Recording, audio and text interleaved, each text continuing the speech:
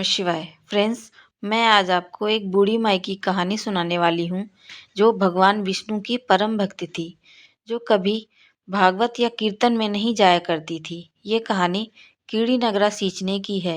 अगर मेरी ये कहानी आपको पसंद आए तो प्लीज़ लाइक करना। अगर मेरे चैनल पर पहली बार आए हैं तो मेरे चैनल को सब्सक्राइब कर बेल आइकन दबाना ना भूलें, जिससे आने वाली वीडियो की नोटिफिकेशन आप तक सबसे पहले पहुँचे।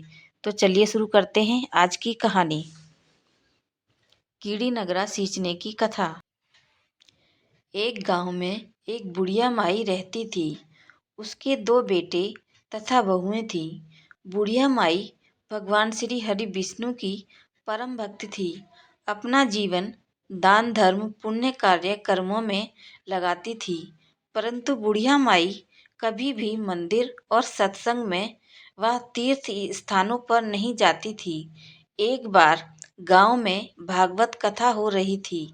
बेटे ने कहा, माँ, आप सारा दिन घर में रहती हैं, आप मंदिर में भागवत कथा सुनने क्यों नहीं जाती?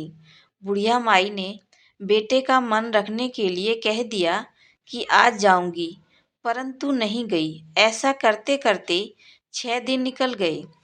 बुढ़िया माई के बेटे ने कहा, माँ, आज अंतिम दिन है, आज तो कथा सुनने आपको जाना ही पड़ेगा। सारा दिन घर का काम करके बुढ़िया माई ने जाते जाते इतनी देर कर दी कि अंतिम दिन की भागवत कथा भी समाप्त हो गई। भगवान श्री हरि विष्णु सन्यासी का रूप धारण करके बुढ़िया माई के पास आए और बोले, बुढ़िया माई, तुम कहाँ जा रही हो? बुढ़िया माई ने कहा, मैं भागवत कथा सुनने जा रही हूँ। तब सन्यासी रूपधारी भगवान श्री हरि विष्णु ने कहा, अब इतनी देर से क्यों जा रही हो? वहाँ तो अब कथा समाप्त हो गई, अब वहाँ जाकर क्या करोगी?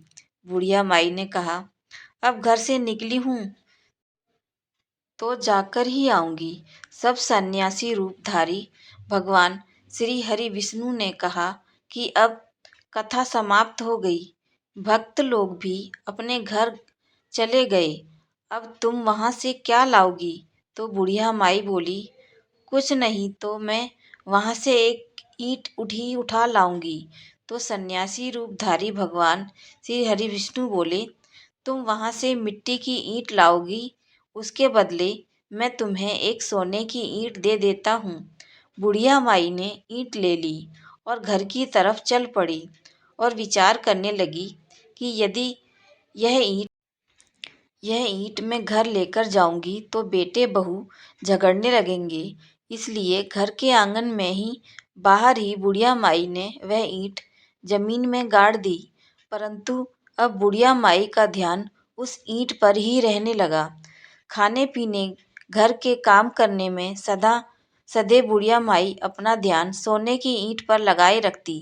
बेटे बहू ने पूछा, माँ, पूरे दिन घर के आंगन में क्या करती रहती हो? तो बुढ़िया माई ने कहा, मैं आने जाने वालों को देखती रहती हूँ।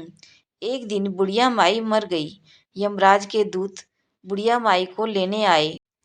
बुढ़िया माई को लेकर धर्मराज जी के पास पहुँचे और धर्मराज जी को सारी बात बतलाई। धर्मराज जी ने बुढ़िया माई को कुतिया की योनि दे दी और कुतिया उसी पेड़ के नीचे बैठी रहती। बुढ़िया माई की बहू ने कहा, इस कुतिया को यहाँ से भगाओ, नहीं तो यह बच्चों को काट जाएगी। तो उसके बेटे ने उसकी पीठ पर एक लकड़ी मारी और बुढ़िया माई मर गई। और इस बार बुढ़िया माई को सर्प की योनि मिली। आंगन में सर्प को देखकर बेटे बहू ने किसी को काट नहीं जाए, इसी डर से उसे मार दिया। फिर बुढ़िया माई मरकर धर्मराज जी के पास पहुंची। बुढ़िया माई कीड़ी का रूप धारण करके उस आंगन में कीड़ी नगरा बना लिया। आंगन में कीड़ी नगरा हो गया। घर वाले बहुत परेशान हुए। घर वाले भोजन भी नहीं बना रहे थे और मन ही मन भगवान का स्मरण करने लगे। तब भगवान श्री हरि विष्णु सन्यासी का रूप धारण करके आए और बोले कि कुछ खाने को दे दो। तो घर वालों ने कहा, महाराज, हमारे खाने को भी कुछ नहीं बनाया, क्योंकि हमारे घर में कीड़ी नगरा हो गया है। आप ही इसका कुछ उपाय बतलाइए। तब महाराज जी ने आंगन में खोदा और सोने की 28 ईंट निकाली और दोनों बेटों को दे दी और कहा, तुम तुम्हारी माँ के नाम से दान पुण्य करना, धर्मशाला बनवाना, स्कूल बनवाना, प्याऊ लगवाना, गौशाला में गाय के चारे खाने की व्यवस्था करना। परंतु दोनों बेटे आपस में झगड़ने लगे कि तू दान कर, तू दान कर। किसी ने बुढ़िया माई के नाम से कोई दान नहीं किया और कीड़ी नगरा वहाँ उसी स्वरूप में स्थापित रहा। कुछ दिन बाद सन्यासी वापस आया और बुढ़िया माई के बेटों ने भगवान स्वरूपधारी सन्यासी भगवान महाराज से कहा कि हमारी घर की हालत तो वैसी की वैसी ही है, कीड़ी नगरा तो वैसे का वैसा ही है। तब साधु रूपधारी सन्यासी महाराज ने कहा, वह सोने की ईंट के टुकड़े लाओ और उन्हें बेचकर उनसे जो भी धन मिले उसे तुम्हारी माँ के नाम से दान पुण्य करो। इस पर कीड़ी नगरा पर शक्कर और आटा डालो। तुम ऐसा करोगे तो तुम्हारी माँ को मोक्ष की प्राप्ति होगी। और उसके घर से कीड़ी नगरा चला गया। जो व्यक्ति प्रतिदिन सुबह आटा और शक्कर कीड़ी नगरे पर डालता है, वह सदैव धनवान, पुत्रवान, संपन्न, सुख शांति से जीवन यापन करता है। उसके घर में कभी कोई कष्ट नहीं आता। उसका जीवन सदा सर्वदा आनंद से व्यतीत होता है। उसके परिवारजन से अत्यधिक स्नेह प्रदान करते हैं।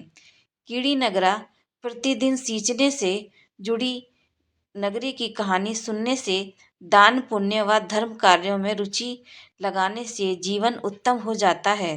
जय बोलो श्री हरि विष्णु भगवान की। मेरी ये कहानी आपको कैसी लगी मुझे कमेंट करके ज़रूर बताएं। Thank you.